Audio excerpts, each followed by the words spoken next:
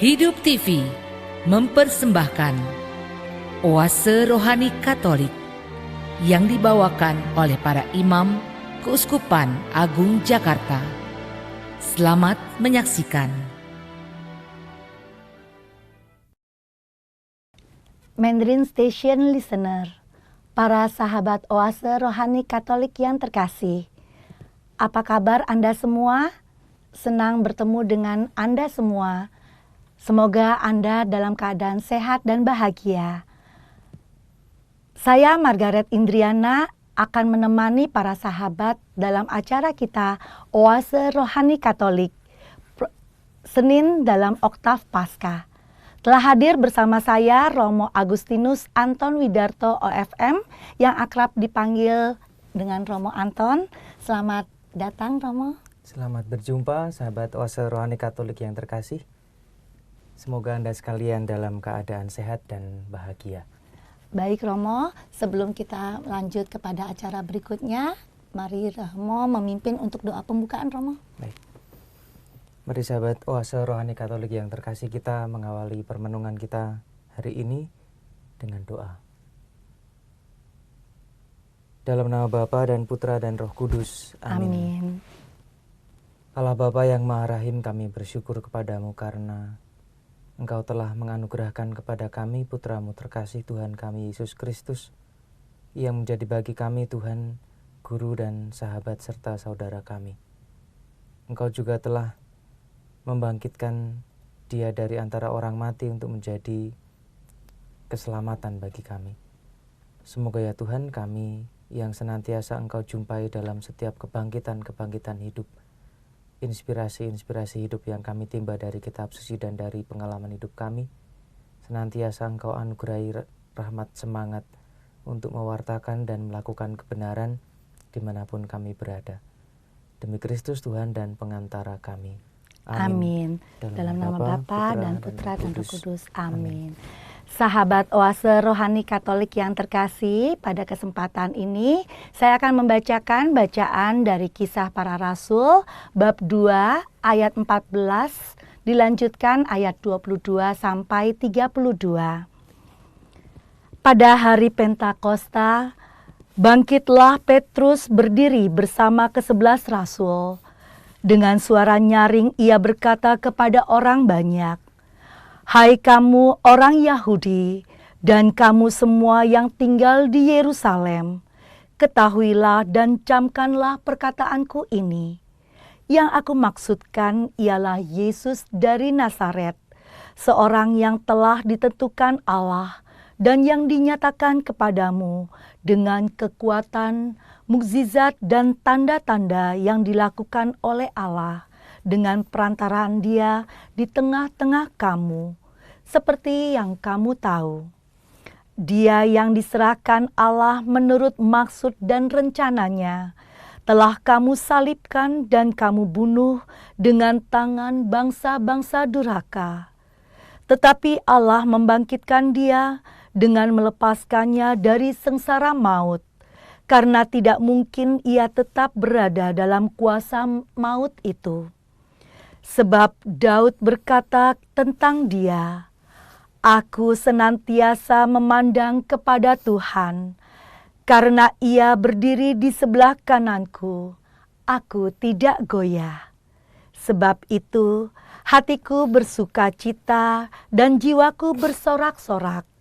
Bahkan tubuhku akan diam dengan tentram.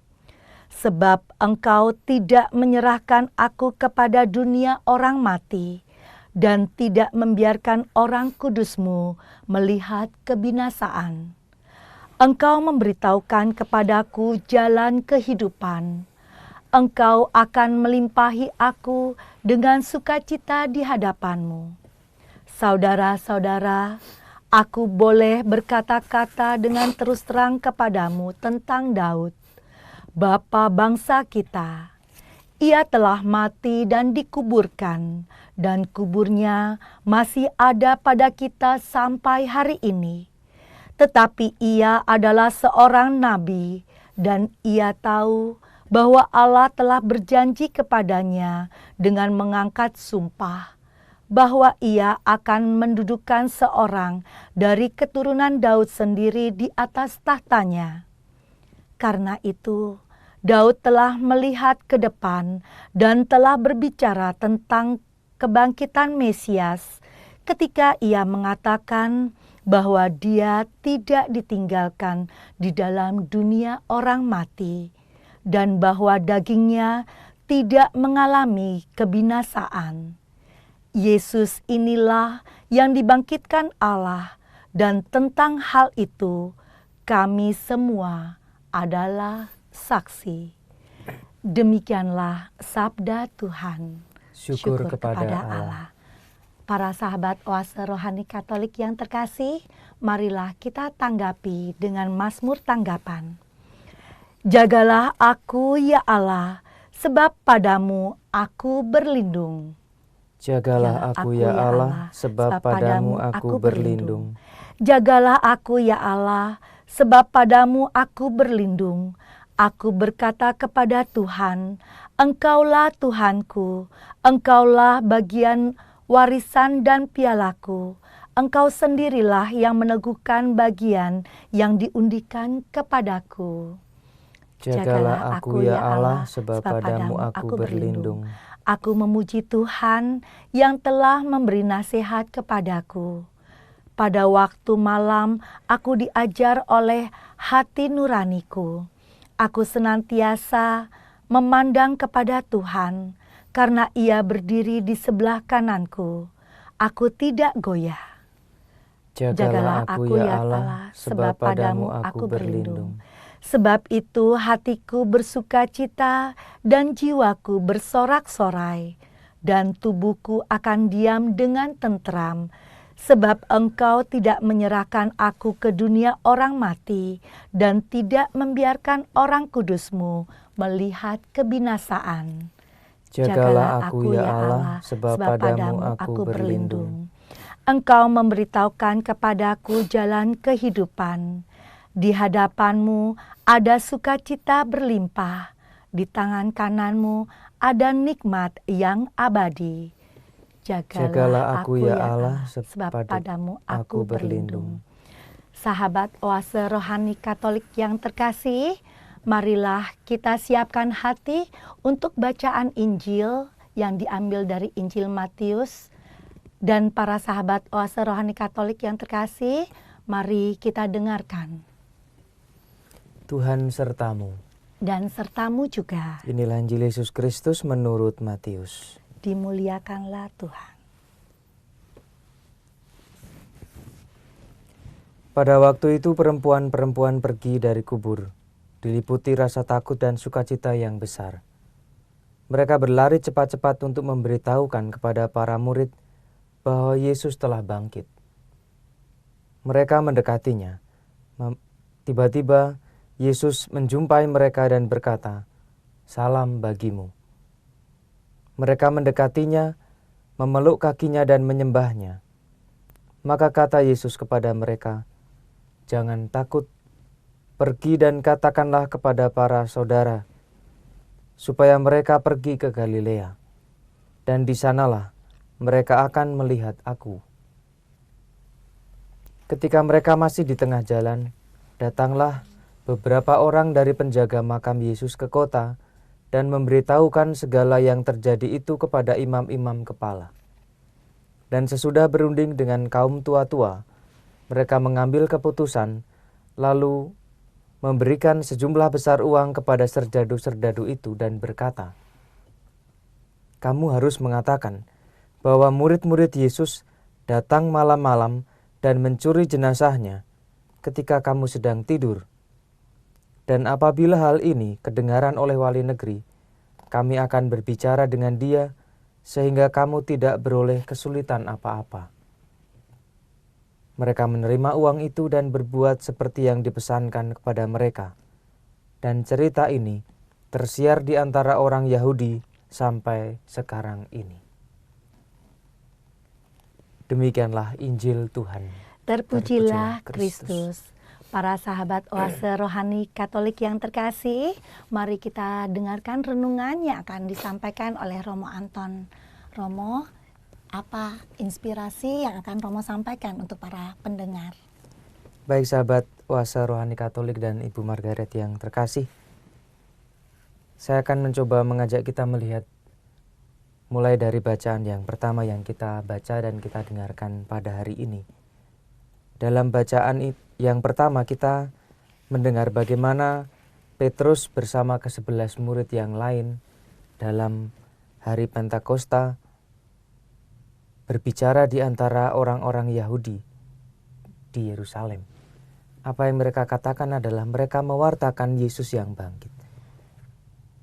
Terutama Petrus bersama ke-11 rasul itu adalah orang-orang yang awalnya ketakutan ketika Yesus disalibkan, Yesus wafat, dan kemudian Yesus dikuburkan. Ketika Yesus ditangkap, disalib, wafat dan dikuburkan, Petrus dan ke-11 murid itu atau ke-10 murid itu adalah orang-orang yang takut, orang-orang yang tidak berani menunjukkan diri sebagai orang-orang yang percaya kepada Yesus, sebagai orang-orang yang mengikuti Yesus. Mereka bersembunyi. Tetapi kemudian dikisahkan dalam bacaan pertama ini, mereka justru kemudian berubah sama sekali. Dari awalnya takut menunjukkan diri sebagai orang pengikut Yesus, tetapi kemudian mereka tampil di hadapan banyak orang, menyatakan diri sebagai pengikut Kristus, Yesus, dan kemudian tidak hanya itu, mereka dengan lantang dan berani mewartakan bahwa Yesus itu bangkit. Bahwa Yesus yang telah ditangkap, disalib, dan wafat itu sudah bangkit. Sehingga dari sini yang pertama saya mau ajak kita untuk renungkan adalah bahwa pengalaman takut, pengalaman kurang percaya, kiranya menjadi pengalaman jamak bagi kita. Pengalaman yang pernah kita alami, pernah kita semua mungkin geluti. Entah karena pengalaman-pengalaman kesulitan dalam hidup, pengalaman-pengalaman tantangan dalam hidup yang membuat kita kemudian takut dan kurang percaya pada Tuhan. Kurang percaya bahwa Tuhan senantiasa mendampingi.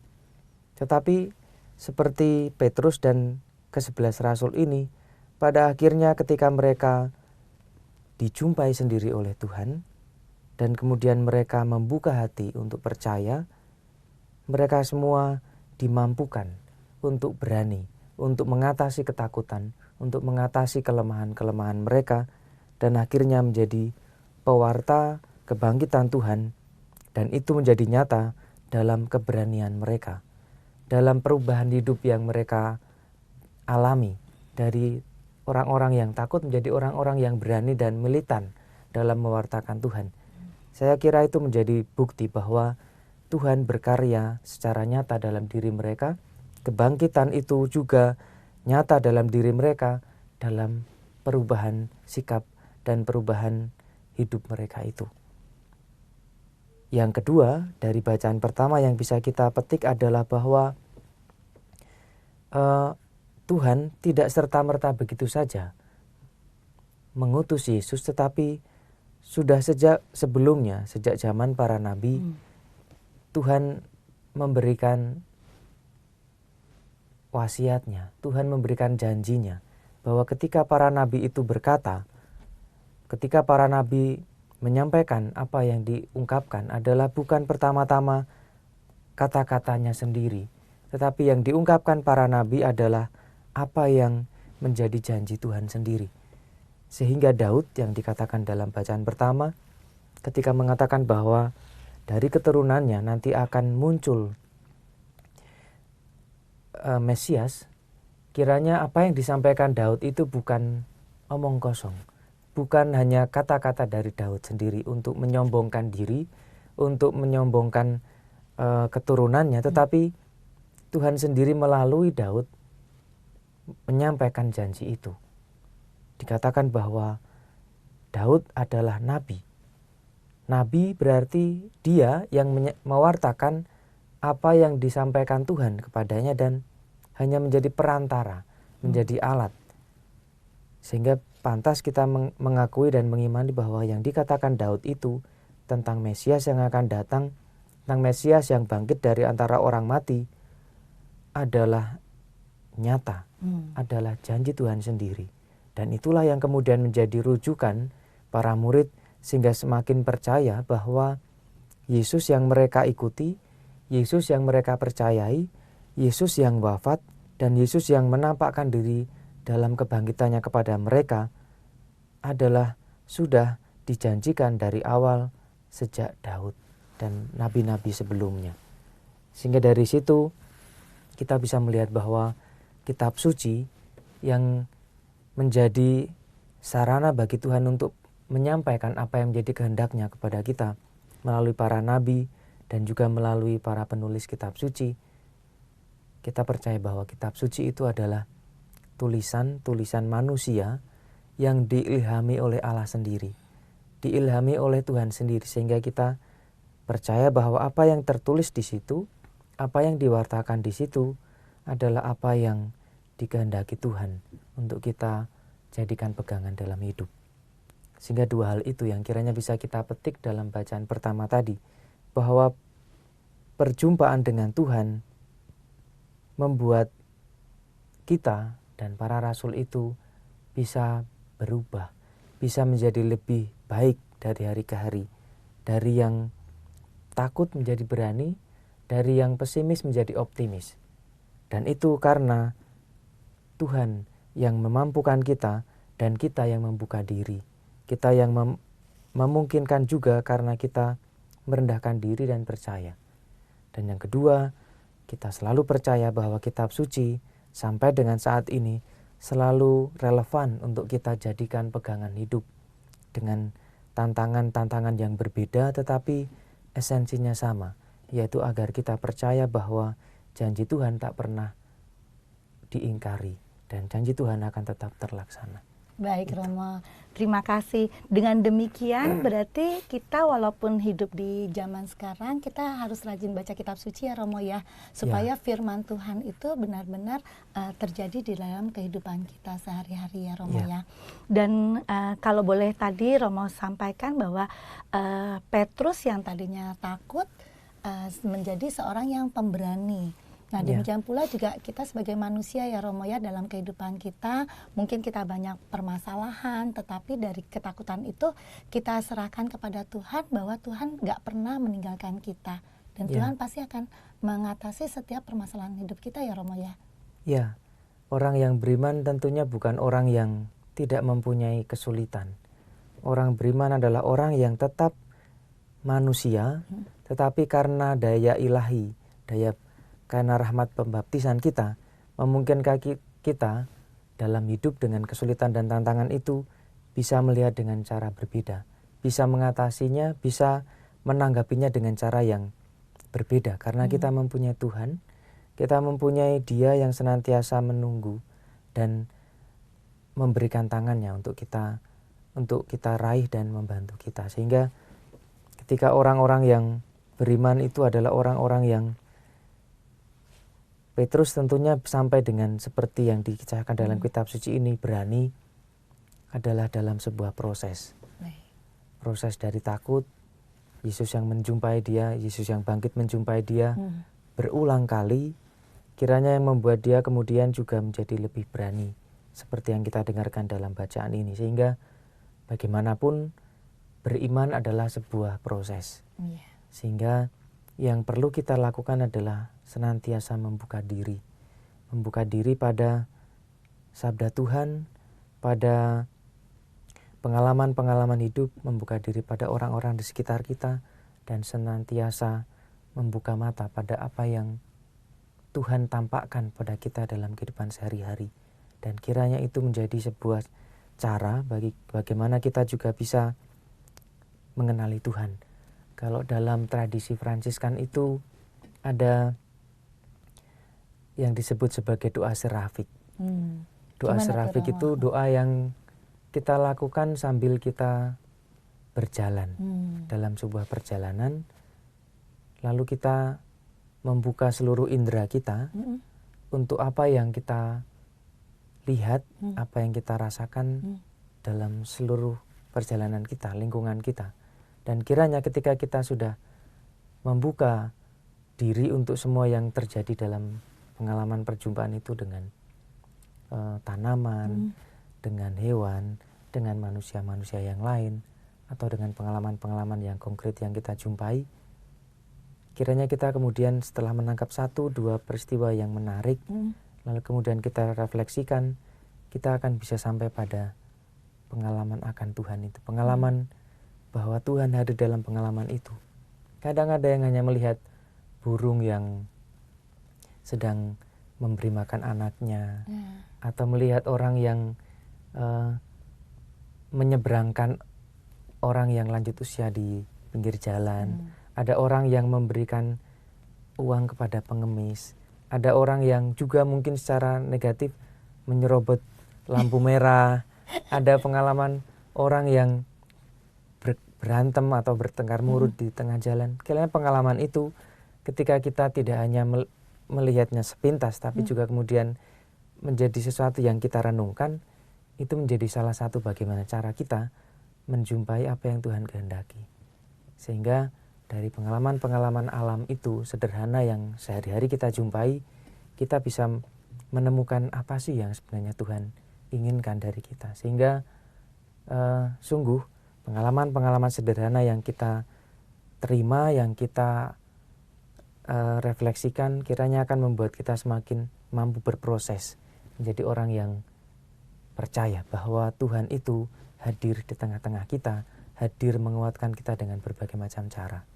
Baik Romo, berarti dengan demikian kalau kita tadi memekakan semua indera yang ada dalam diri kita, apa yang kita lakukan, interaksi kita dengan orang lain atau interaksi kita dengan makhluk hidup yang lain, itu akan melihat bahwa Tuhan tuh memang dekat dengan kita ya Romo ya. Banyak pembelajaran yang kita harus pelajari dalam kehidupan kita ya Romo ya. Baik Romo, lalu tadi yang poin kedua Romo, kita bicara mengenai Daud nih Romo.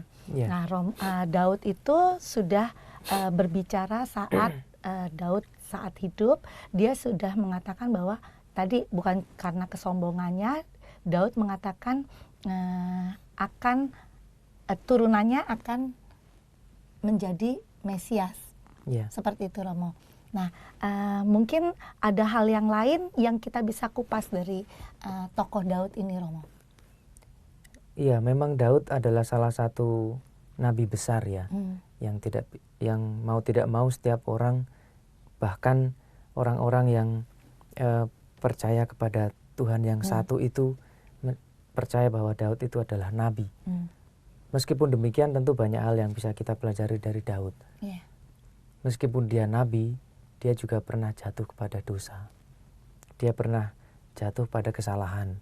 Tetapi yang menarik adalah setiap kali pengalaman jatuh itu tidak membuat Daud kemudian tidak diperhatikan Tuhan. Kenapa?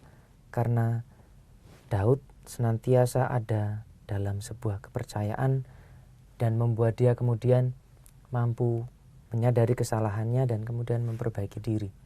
Sehingga itu yang pertama. Lalu yang kedua, Daud juga adalah pribadi yang sungguh-sungguh memang dipilih Allah. Kalau kita mengingat bagaimana dulu awalnya Daud dipilih untuk kemudian menjadi raja. Dia adalah seorang gembala yang tidak juga orang yang gagah, tetapi Tuhan sendiri memilih dia, dan kemudian karena perkenanan Tuhan dan bantuan Tuhan, dia bisa mengalahkan Goliat yang dikatakan orang yang besar gitu ya. Sehingga Daud juga percaya bahwa yang memampukan dia untuk melakukan hal-hal yang besar itu juga adalah Tuhan sendiri. Sehingga dengan demikian ketika dia dalam pengalaman jatuh bangun itu, kemudian dia tetap dijadikan oleh Tuhan sebagai nabi, sebagai orang yang menjadi perpanjangan mulut dari Tuhan sendiri. Sehingga bagi kita, setiap kita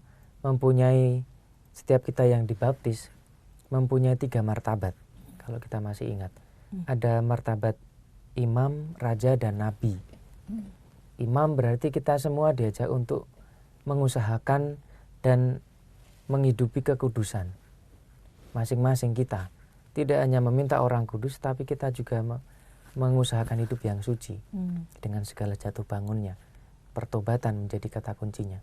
Pertobatan terus-menerus untuk mengupayakan itu. Lalu kemudian raja mau mengatakan bahwa raja adalah pelayan. Raja adalah dia yang dipilih Tuhan untuk melayani. Sehingga kita juga orang-orang yang sudah dibaptis adalah orang-orang yang seharusnya mempunyai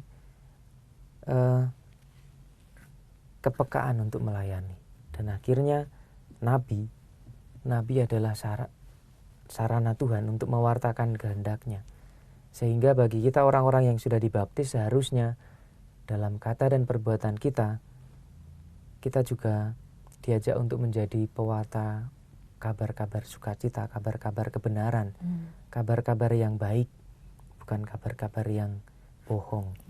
Sehingga ketiga martabat yang kita terima karena pembaptisan itu bersama-sama kita upayakan sebagai jalan menuju kepada kekudusan dan melaksanakan kehendak Tuhan itu, sehingga Tuhan yang dimuliakan melalui kehidupan orang-orang yang dibaptis, orang-orang yang beriman.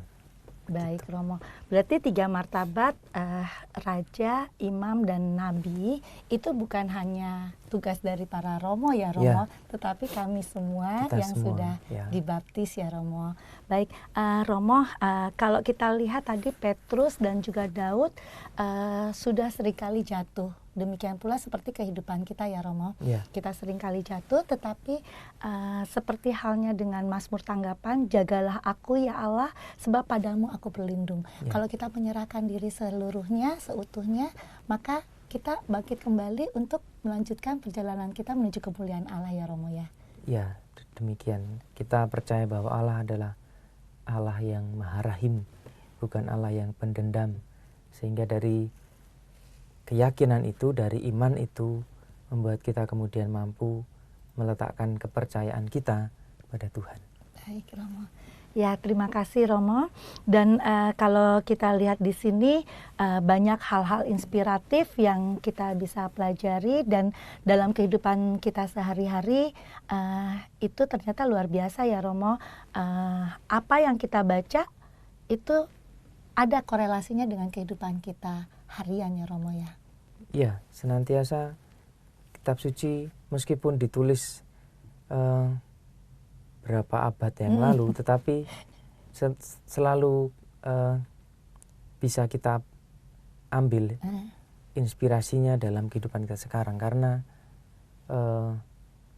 apa yang mau dikatakan, seperti tadi saya katakan, tantangannya berbeda-beda, kesulitannya bermacam-macam, berbeda-beda tentunya setiap zaman, tetapi esensi dan inti permasalahan seringkali sama, yaitu manusia yang dulu maupun sekarang mempunyai kecenderungan untuk jatuh pada dosa, dan itu hanya bisa kita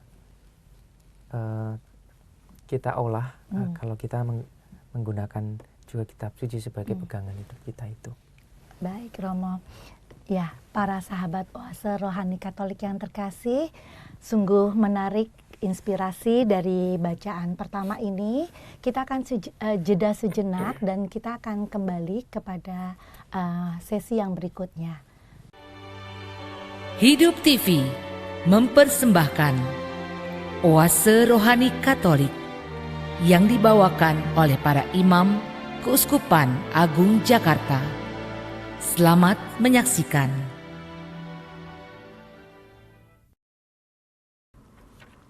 Para sahabat Oase Rohani Katolik yang terkasih, masih bersama kami Romo Agustinus Anton Widarto OFM dan saya Margaret Indriana. Bagi Anda yang ingin menyampaikan pertanyaan, dapat mengirimkan ke alamat email orkkaj@yahoo.com atau melalui HP 0882 9019 0900.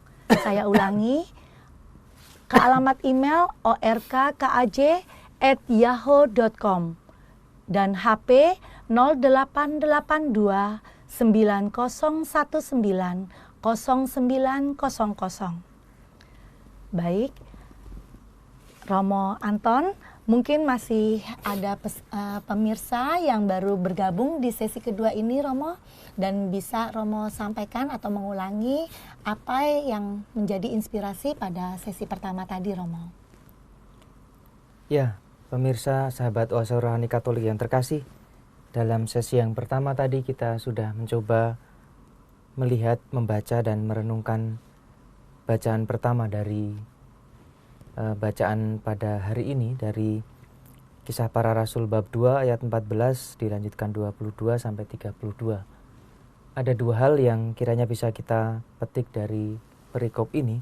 Yang pertama adalah tentang Petrus dan 11 rasul yang berani mewartakan diri sebagai pengikut Kristus dan berani mewartakan Yesus yang bangkit. Perubahan ini terjadi karena Petrus dan ke-11 rasul sudah berjumpa dengan Yesus yang bangkit. Tetapi juga sebelumnya sudah hidup bersama dengan Yesus menjadi para rasul, menjadi orang-orang yang mengikutinya. Pengalaman kebersamaan dengan Tuhan, pengalaman dijumpai oleh Tuhan yang bangkit itu yang kemudian menjadi bagian dalam proses iman Petrus dan ke-11 rasul itu membuat mereka kemudian mampu menjadi pewarta-pewarta kebangkitan Tuhan, menjadi orang-orang yang berani dalam hidup. Mereka berubah menjadi lebih baik dalam hidup mereka, berproses menjadi lebih baik karena perjumpaan dan pengalaman bersama dengan Tuhan. Dan kiranya kita juga diajak untuk menjadi orang-orang yang membuka diri untuk berproses dalam iman kita, dalam pengalaman-pengalaman hidup kita, agar iman kita pun semakin dewasa dan semakin mampu menjadi pewarta dan pelaku firman Tuhan.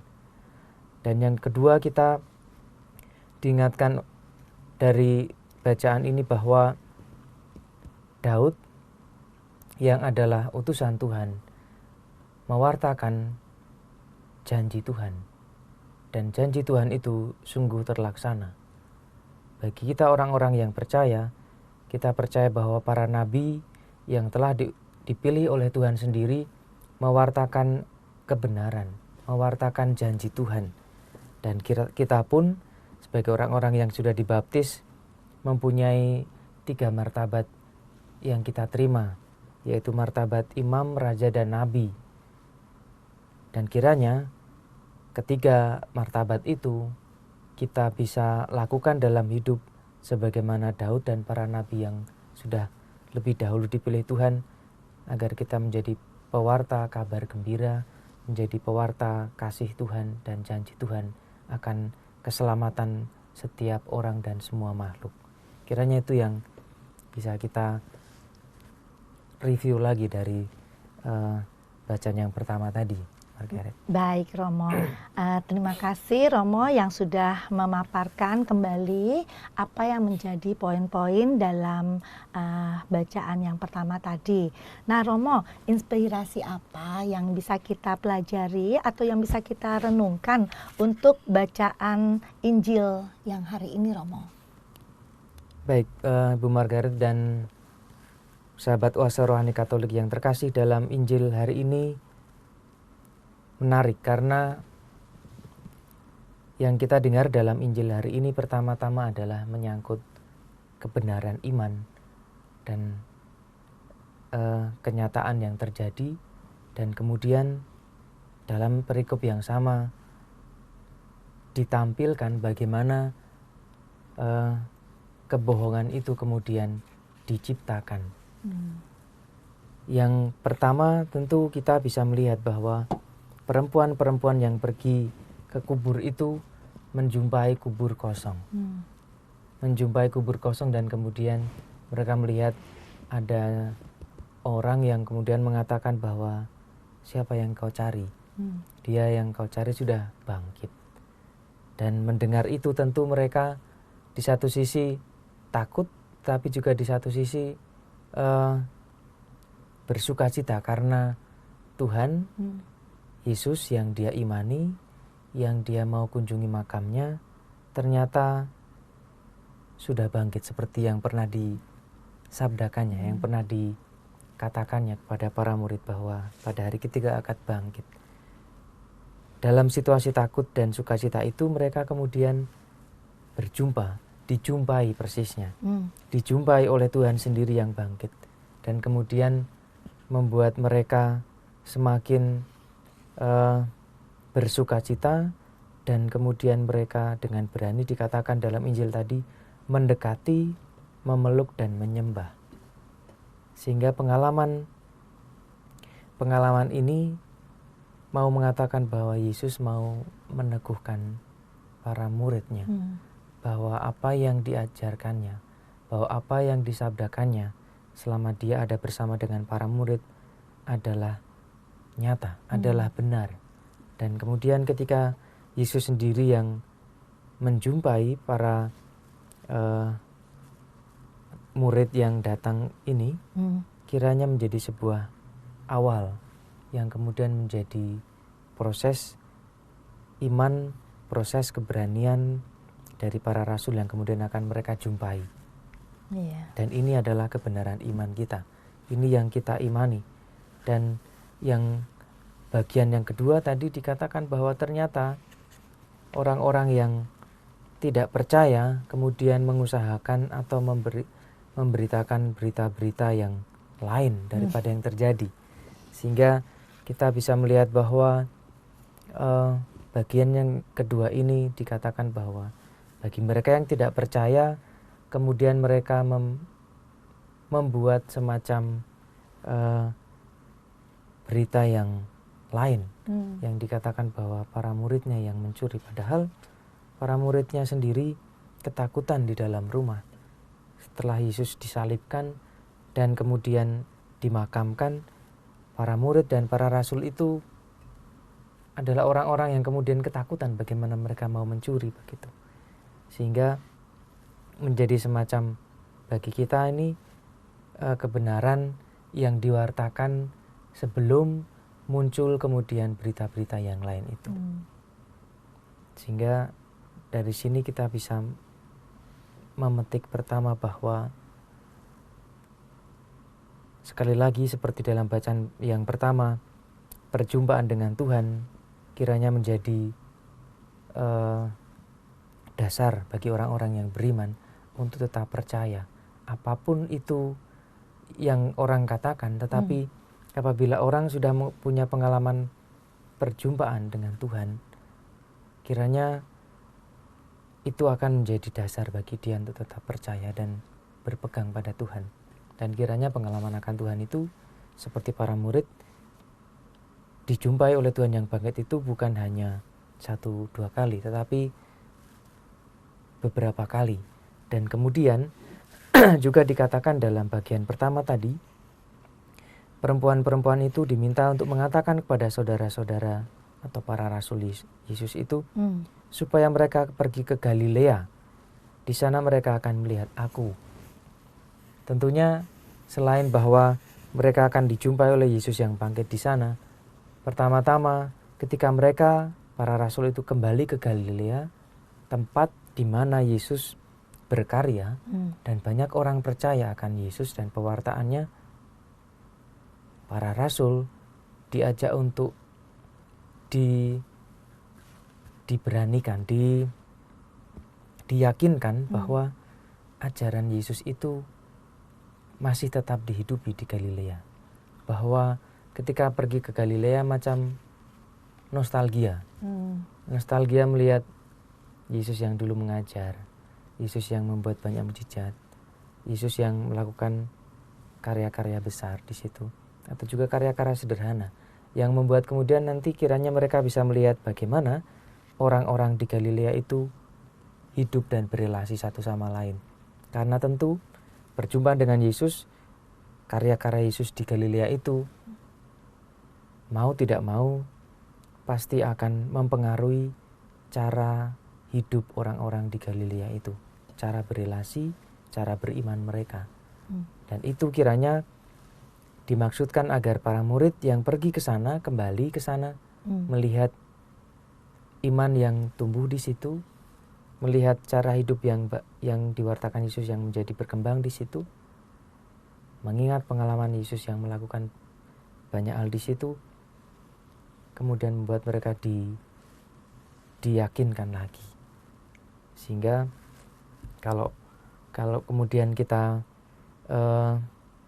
dikembalikan ke kita, tentu setiap kita mempunyai pengalaman-pengalaman baik, pengalaman-pengalaman perjumpaan dengan Tuhan itu dalam pengalaman-pengalaman sederhana atau juga pengalaman besar yang membuat kita percaya bahwa Tuhan berkarya dalam hidup saya. Dan ketika kita terpuruk, kita sedang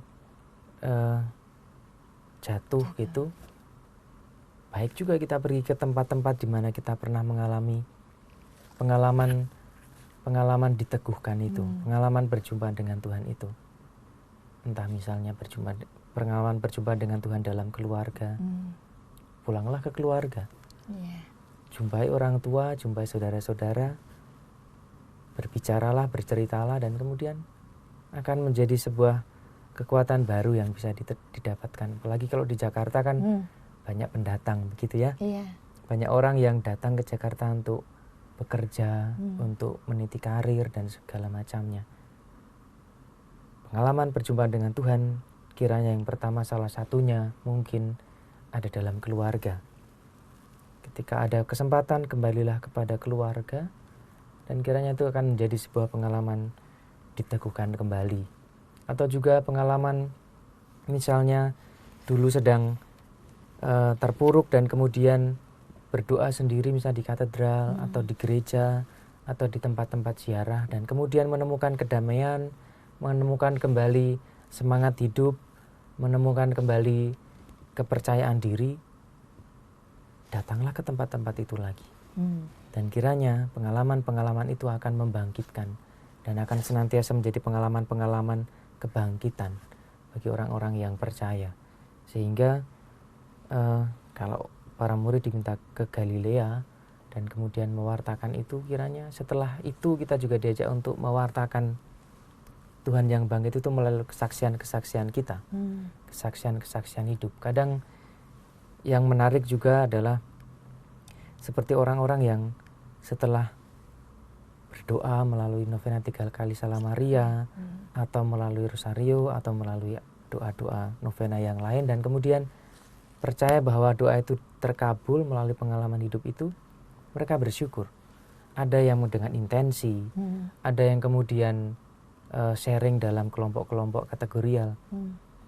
Kiranya itu menjadi sebuah sarana pewartaan bahwa benar loh, bahwa apa yang kita lakukan kalau kita percaya Tuhan membantu, menyerahkan semua usaha kita pada Tuhan, yang terbaik itu pada Tuhan, Tuhan tidak akan pernah membiarkan. Sehingga saya kok yakin bukan pada intensinya, tetapi bagaimana ketika imam mendoakan intensi syukur atas terkabulnya novena 3 kali Salam Maria. Pertama itu menjadi sebuah ungkapan syukur, tapi bagi orang-orang yang mendengar tentunya orang kemudian, oh iya ya, ada orang yang mungkin sedang mempunyai pengalaman jatuh terpuruk, pengalaman-pengalaman sulit, mungkin akan tergerak, oh ya saya akan mencoba, akan berdoa kepada melalui Bunda Maria.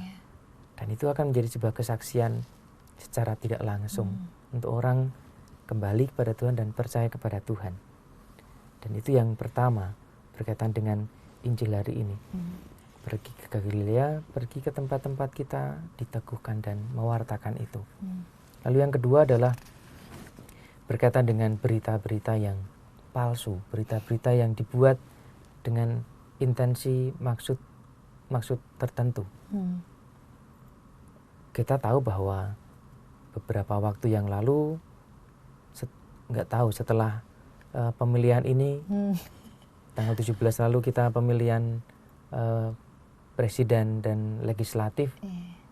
Sebelumnya itu begitu banyak berita-berita yang dikatakan bohong, dan memang setelah dicari kebenarannya memang berita bohong dan tidak bisa dipercaya. walaupun sudah banyak memakan korban. Tapi semoga setelah Pilpres ini berita-berita bohong itu tidak berlanjut lagi kalau memang masih ada. Karena tentu kita perlu mawas diri, karena berita-berita bohong itu apabila sudah menjadi sesuatu yang biasa kita dengarkan dan kemudian banyak orang yang percaya, akan mempengaruhi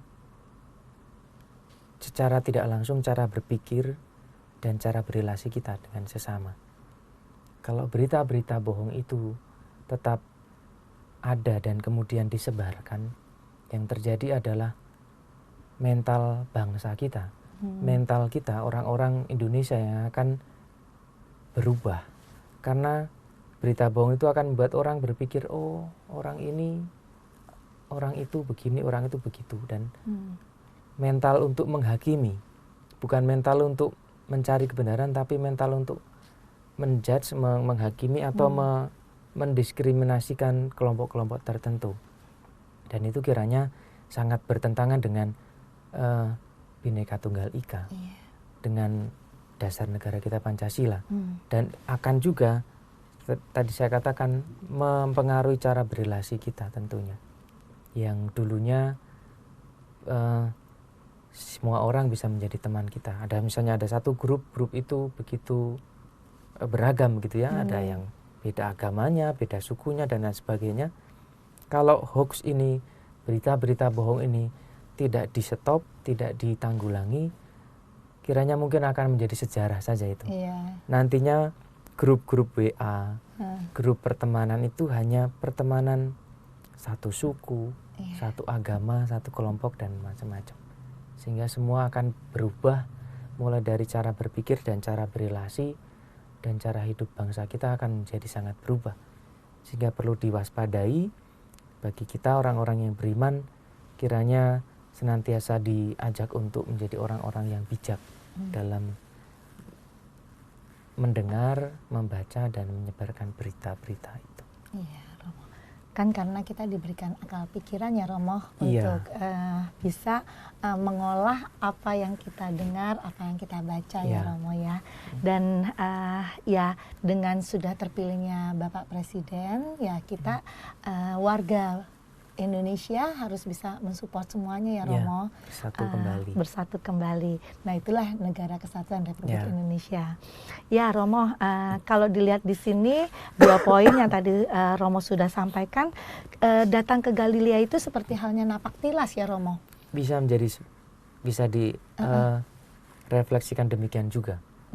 Karena tentu kita ingat tadi seperti saya katakan, Galilea menjadi lapangan kerja atau medan kerjanya Yesus pada masa hidupnya, sehingga ya, seperti napak tilas dan nostalgia seperti itu ya. Saat Yesus berkarya, murid-murid bersama menemani ya. Dan di situ pada saat Yesus wafat dan bangkit, Yesus datang untuk meneguhkan apa yang sudah pernah diajarkan oleh Tuhan Yesus ya Romo ya. Ya, mungkin ada hal-hal yang lain yang Romo mau sampaikan kepada para sahabat Oase Rohani Katolik berkaitan dengan Injil ini, apa yang tadi sudah Romo sampaikan, tambahan-tambahan apa yang kita sebagai kaum beriman dalam segala kesulitan-kesulitan hidup yang kita alami, kita harus berbuat apa, Romo? Ya, saya kira antara hidup sehari-hari dengan iman adalah satu. Satu ya. Tidak bisa dipisah-pisahkan gitu ya. Antara saya sebagai imam, lalu saya sebagai, kalau masih ngaku-ngaku orang muda begitu ya, atau saya sebagai anak dari sebuah keluarga dan sebagainya, dan saya sebagai teman dari teman-teman saya, itu adalah satu. Itu tidak terpisahkan satu sama lain, sehingga bagaimana cara saya berrelasi, berperilaku, berkata-kata, kiranya itu semua mempunyai muaranya yang sama, yaitu iman kita. Sehingga dengan demikian kita selalu mempunyai harapan, karena dalam pengalaman seperti tadi saya katakan orang beriman adalah orang yang biasa, tetapi karena pembaptisan mempunyai mental yang luar biasa. Karena bukan kita sendiri yang berjuang, tetapi Tuhan yang mendampingi, sehingga kita selalu mempunyai harapan. Harapan itu tentu bukan lalu kemudian kita berpangku tangan dan tidak melakukan apa-apa, tetapi orang yang berpengharapan adalah orang yang senantiasa mengusahakan yang terbaik. Dan kemudian yang terbaik yang sudah diusahakan itu haruslah dikembalikan kepada Tuhan untuk mendapatkan kesempurnaannya, karena Tuhanlah yang maha sempurna. Sehingga seperti dalam Injil tadi hanya dikisahkan memang ada perempuan-perempuan yang datang ke kubur Yesus. Menarik bahwa dikatakan dalam Injil perempuan-perempuan yang pergi ke kubur, bukan laki-laki. Walaupun memang ada dalam perikop yang lain, Petrus kemudian menyusul dan Yohanes datang juga. Tetapi yang dikisahkan di dalam perikop ini adalah perempuan-perempuan. Sehingga peran perempuan juga dalam proses tumbuh kembang iman akan kabar baik itu mau tidak mau harus diakui sangat besar, begitu ya. Mulai dari keluarga, kemudian dalam hidup bermasyarakat, gereja juga, peran perempuan itu tidak bisa dipandang sebelah mata, begitu ya. Kalau saya kemudian mengawali dari keluarga, memang ada juga ya seorang bapak kepala keluarga, seorang ayah yang getol untuk mengajak anaknya ke gereja, mengajak anaknya berdoa, gitu ya, mengajak anaknya untuk berziarah dan segala macam. Tetapi dari pengalaman yang banyak terjadi adalah yang mendorong adalah seorang ibu. Nah, bagaimana ibu dengan sabar mengajari anak untuk berdoa, mengajari anak untuk pergi ke gereja, untuk bangun pagi dan pergi ke gereja, dan kemudian menghormati orang tua dan lain sebagainya. Biasanya peran perempuan di situ menjadi sangat nampak. Dalam pergaulan dan sekolah juga peran perempuan tidak kecil. Guru-guru yang itu perempuan juga banyak. Ya. Dalam kegiatan menggereja, ibu-ibu juga atau muda-mudi yang aktif begitu ya dalam bina iman anak, atau bina iman remaja, atau juga dalam legio, atau kategori yang lain begitu ya. Kalau mau jujur di persentase mungkin akan banyak perempuan, karena memang perempuan mempunyai rasa yang sangat lembut untuk itu, dan kemudian itu menjadi apresiasi pada perempuan-perempuan karena mereka mempunyai peran yang tidak kecil dalam mewartakan Tuhan yang bangkit itu, mewartakan kebenaran-kebenaran itu, sehingga perhatian kepada perempuan kiranya juga perlu terus-menerus diingatkan agar kita tidak lupa bahwa dari perempuan itu hal-hal yang baik juga banyak muncul dan terjadi. Gitu. Maka dari Injil Matius ini yang disoundingnya perempuan-perempuan ya, Romo ya. Walaupun Petrus dan Yohanes juga ikut hadir pada saat datang ke kubur tersebut. Ya, Romo, banyak hal yang kita sudah kutip di sini, dan tadi Romo katakan bahwa iman tanpa perbuatan adalah mati ya, Romo ya, jatuhnya ya, Romo. Ya, bahwa dalam kita beriman juga harus kita berbuat, melakukan apa yang tadi kita imani, dan pengharapan juga menjadi keutamaan kita juga ya, Romo ya. Baik, Romo, sepertinya waktu sudah hampir habis, walaupun kita makin banyak yang kita kupas, Romo, dari bacaan pertama dan bacaan Injil kali ini. Baik, para sahabat Oase Rohani Katolik yang terkasih, demikianlah perbincangan kita pada hari ini dan kita akan mohon doa penutup dan berkat dari Romo. Ya. Mari Ibu Margaret dan sahabat Oase Rohani Katolik yang terkasih, kita mensyukuri sabda Tuhan dan pembicaraan-pembicaraan kita, sharing kita hari ini dengan mohon doa. Dalam nama Bapa dan Putra dan Roh Kudus. Amin. Amin. Allah Bapa yang Maha Kasih, kami bersyukur atas Putramu yang Engkau bangkitkan dari antara orang mati, yang mengangkat kami menjadi anak-anak-Mu. Kami mohon ya Tuhan, Engkau berkenan senantiasa mengingatkan kami dalam kelemahan-kelemahan kami, agar kami senantiasa peka akan kehadiran-Mu yang tak pernah meninggalkan kami dalam pengalaman-pengalaman hidup kami.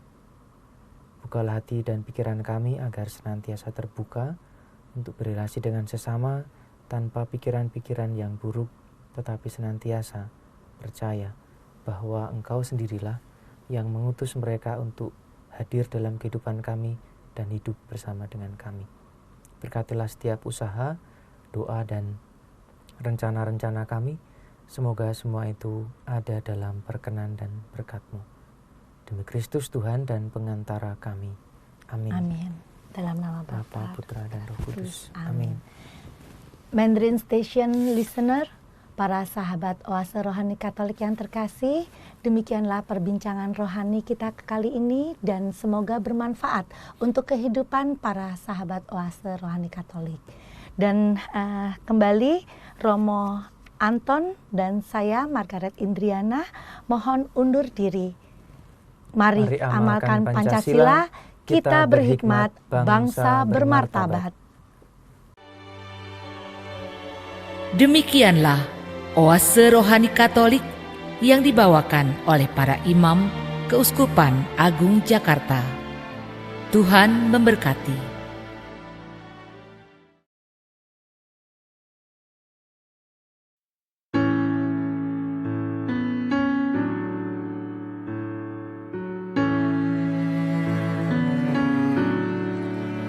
Take me, Lord, into your heart.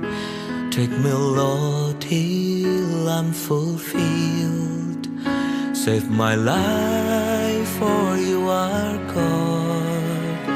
I survive, 'cause you are near.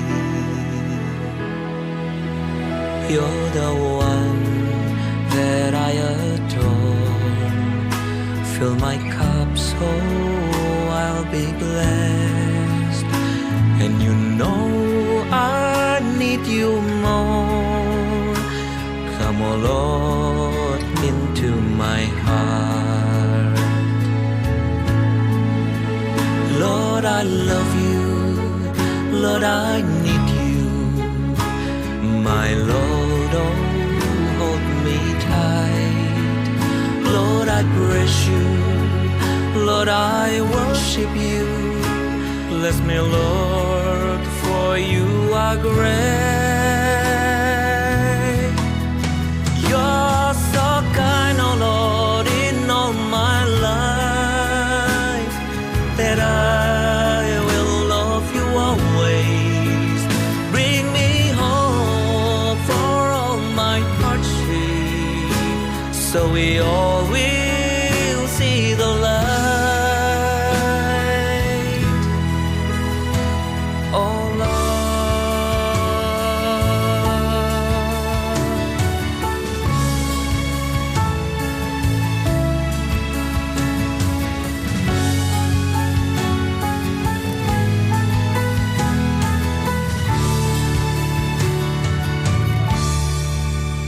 for you know that I love you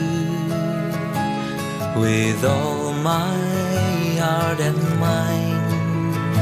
Fill me, Lord, with all your blessings, so I know that you are near. Lord, I love you. Lord, I need you. My Lord, oh, hold me tight. Lord, I praise you. Lord, I worship you. Bless me, Lord, for you are great.